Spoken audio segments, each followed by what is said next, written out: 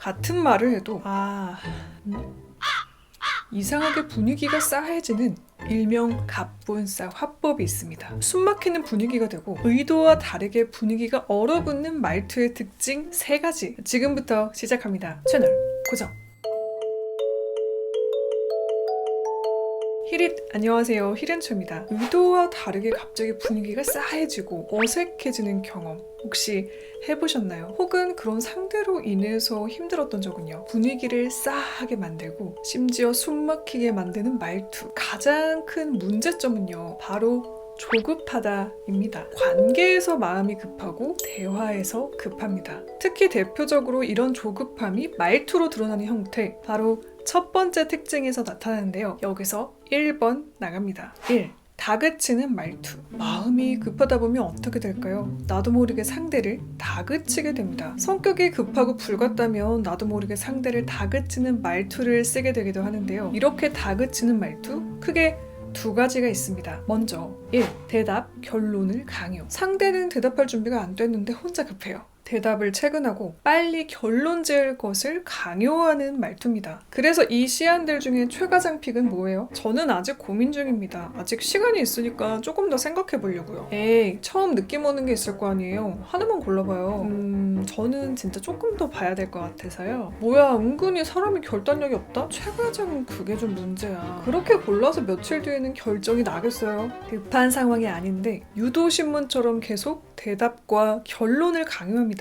상대방의 페이스를 자신의 페이스로 억지로 끼워 맞추고 사람을 판단해버리죠. 예시만 봤는데도 부담스럽고 숨이 막힙니다. 일뿐만 아니라 관계에서도 그렇습니다. 연애를 할 때에도 친구 사이에도 심지어 부부, 가족 간에도 체근하는 말투는 어색하고 부담스러운 분위기를 만들기가 쉽죠. 다그치는 말투 2번째 유형입니다. 2.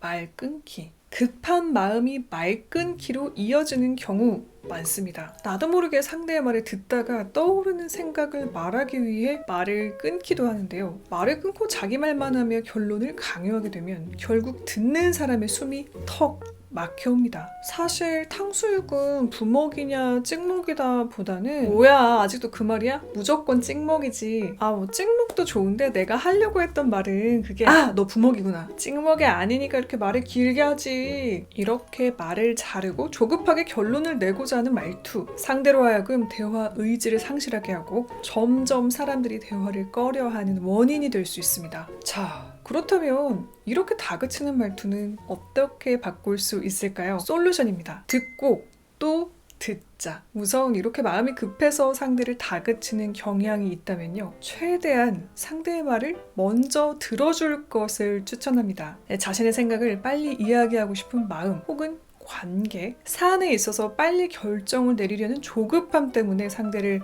체근할 수가 있는데요. 조급한 마음을 휙 버리세요 라고 하면 그게 말처럼 쉽나요? 평생을 급하게 살아왔는데요? 하실 분들도 계실 듯 합니다. 그래서 듣기가 중요합니다. 먼저 내가 말을 하려는 욕구를 참고 들어주는 것부터 시작하면 조급함을 내려놓는 거죠. 예전에 1마디 듣고 10마디를 했다면 이제는 반대로 해보는 거죠. 10마디 듣고 1마디 하기. 나도 모르게 마음이 급해질 때면 잠깐 입을 닫고 상대의 말을 들어보는 연습을 통해 호흡을 고르는 거죠. 이때 딴 생각을 하며 듣는 게 아니라 상대의 입장에서 제대로 들어보는 것이 중요하다는 것 잊지 마세요. 본인만 모르는 숨막히는 화법의 특징 2번째입니다.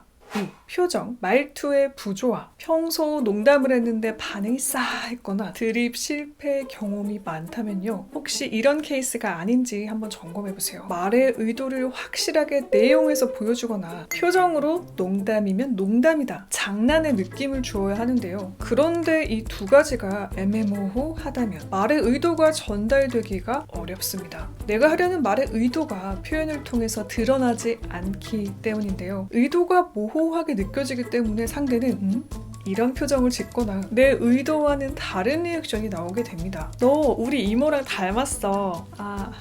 그래? 진짜 닮았어. 볼수록 더 그래. 그게 무슨 뜻이지?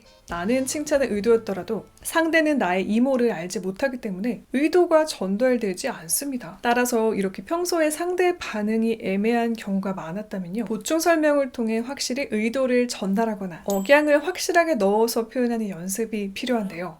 우리 이모가 학창시절부터 공부도 잘했는데 또 사업적인 능력도 있어서 지금 되게 성공한 사업가가 되셨다? 근데 너를 보면은 우리 이모가 떠오르더라고. 멋있어서. 이렇게 확실하게 의도를 넣어 전달하면 분위기가 어색해지거나 쌓여지는 것을 방지할 수 있습니다. 반대로 말의 의도를 표정에 넣는 것도 방법인데요. 드립 실패의 경험이 많은 분들은요, 꼭 드립을 재밌게 치는 분들의 표정을 한번 관찰해보세요. 표정에 장난기가 묻어나거나 장난인 티가 난다면 내용이 진지해도 웃으면서 넘어가는 경우가 많습니다. 이런 식이에요. 내가 좀 잘나서.